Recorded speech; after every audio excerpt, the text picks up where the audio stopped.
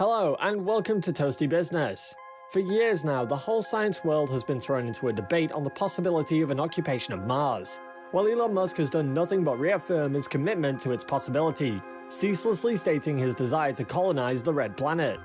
In this video, I'm going to walk you through the plans of the SpaceX founder to colonize Mars. So before we begin, take your time to like and share this video with your friends. Don't forget to subscribe for more premium content.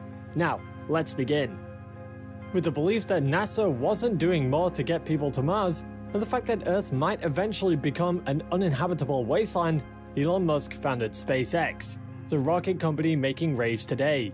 In case you don't notice, Mars is one of the closest habitable planets to Earth. Although it is some 140 million miles away, it still endures a decent sunlight and cold, which humans can warm up, by the way. Easily by compressing the Mars atmosphere, humans can grow plants, and mind you, the atmosphere is primarily CO2 coupled with some nitrogen and argon, and others. While the date is separated with a 24-hour limit on Earth, Mars is about 24 hours and 37 minutes. And, as a matter of fact, the gravity is about 38% of what it is on Earth. Facts have proven that humans can easily adapt and survive on Mars, but Elon Musk mentioned in an interview that the first humans there would in fact die, but only after they have successfully satisfied their Mars exploration and lived out their life. Apart from the fact that the journey to Mars will take around 6 months, it will take an amount of around 1,000 spaceships and 1 million tons of vitamin C to make life on Mars verifiable. Elon Musk believes that life on Mars can only be achievable if there is a self-sustaining city there. One thing that has been a major obstacle to the Mars occupation is the ships and their need to resupply. For the time being, the issue of ships coming down to Earth from Mars after landing there is one that has been on the tables for long, even with NASA confirming that their supplies for the planet will not be for tourist travels, but for the continuation of life there. Overtly, the sustainability of life on Mars depends on how much is needed for colonization. Judging from the fact that the planet is slightly different from our Earth, those that find themselves on Mars might experience a little bit of difficulty, especially without enough supplies to last them for their intended time there. Interestingly, SpaceX hopes to send up a Starship on the back of the Super Heavy booster, which Musk commonly refers to as the Big Effin' Rocket, or BFR. Carrying nearly 13 tons into space, SpaceX claims ownership to the most powerful rocket booster in the world, the Falcon Heavy, hence the need for the BFR, which will be able to carry about a few hundred tons to space, before the eventual 1,000 tons. As a matter of fact, the BFR is planned to be 25 stories high, with about 42 powerful Raptor engines, which can lift an entire Boeing 747. In his plans to colonize the red planet, Elon Musk outlined that the BFR will push Starship into space and that it will connect to a similar booster already put in place to provide support throughout the journey to Mars. The Starship transportation system to Mars is to endure each launch of SpaceX's reusable Starship rockets, about 3 times per day on average, while carrying a 100-ton payload on each flight. With more of about 1,000 flights per year, carrying more than about 100 tons of cargo on each flight. A total of 100,000 tons of cargo will be in orbit, ready for delivery on Mars. 1,000 Starships could send around 100,000 people every 26 months from Earth to Mars, because at that time, the orbits are best aligned for interplanetary travel. As a matter of interest, Earth and Mars align, get close to each other, only once in a space of 2 years, which creates the window for quick passage. While most of the fuel will be consumed by each ship flying into orbit around Earth, several other tanker spaceships could launch and refill the carriers with more fuel to reach the destination Mars. As the SpaceX employees are working hard to build the Starship system, the landing on Mars could be later in 2022 or 2023. Clearly, Elon Musk stated that the human invasion of Mars will not happen anytime soon. However, he mentioned that compared to Earth, there will be lots of jobs, including direct democracy where inhabitants will make decisions for themselves with fewer and much more lesser complicated laws compared to Earth. As regards to food, it will be grown on solar-powered hydroponic farms located underground or in an enclosed structure. As regards to the landing zone of the Starship, studies have revealed that it will be near subsurface water and ice deposits.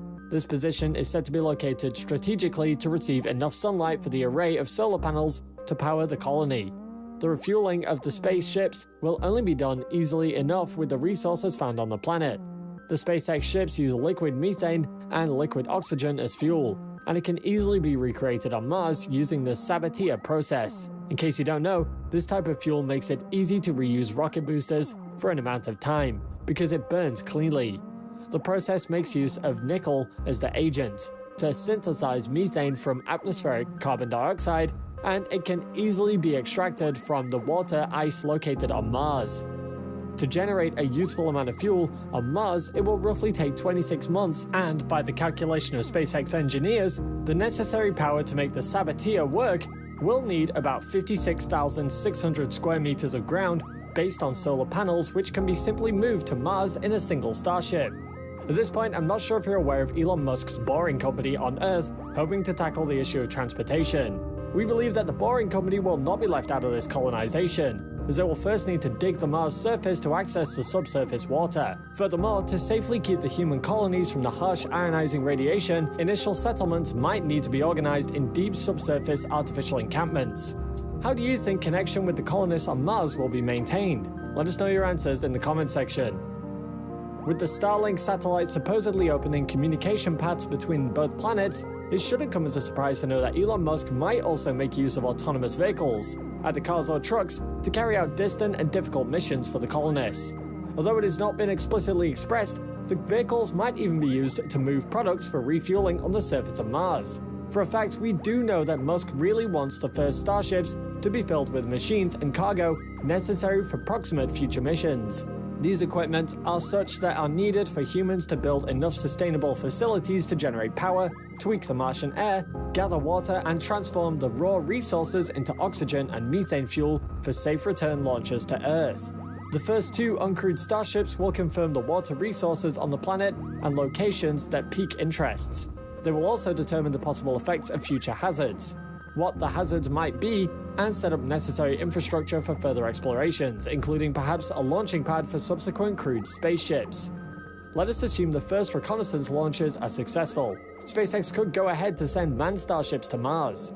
The first starships, however, will serve as residences for astronauts for further evaluations, and it might even reduce the complexity of the mission by removing the need to immediately build habitats on the planet. Elon Musk also touted that a Mars base could be completed by 2028, and a lot of life support experts have expressed their doubts basically for the fact that they do not believe that the necessary technologies for life will be ready, not to even mention a permanent city for colonization.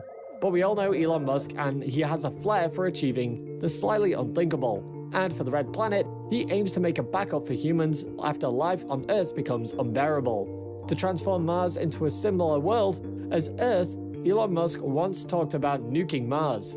However, the images on SpaceX's website of a rusty red planet morphing into an Earth-like world suggest a hypothetical process of terraforming. While this type of climate change is deliberate, it suggests that Mars could be morphed into a wet and warm world, far better suited for ceaseless human colonization, only if the carbon dioxide-rich ice caps on Mars are easily melted. NASA, however, does not believe in the possibility of lasting terraforming, as there may not be enough trapped gases to sustain a comfortable planetary atmosphere. Compared to Earth, Mars has less than 1% of atmospheric density, which makes it synonymous to a vacuum cleaner. Currently, SpaceX is building its first set of Starship orbital vehicles, and are conducting tests in a South Texas facility, very much close to Earth's core. From this facility in Boca Chica, Texas, it launched many test flights of Starship prototypes and is preparing for many more tests to come in the near future. The colonization of Mars will most likely take years, but it will surely be worth the wait in the end. Thank you for watching one of our videos. While you're here, go ahead and click on one of these two videos on your screen and check out the juicy details coached in them. See you there!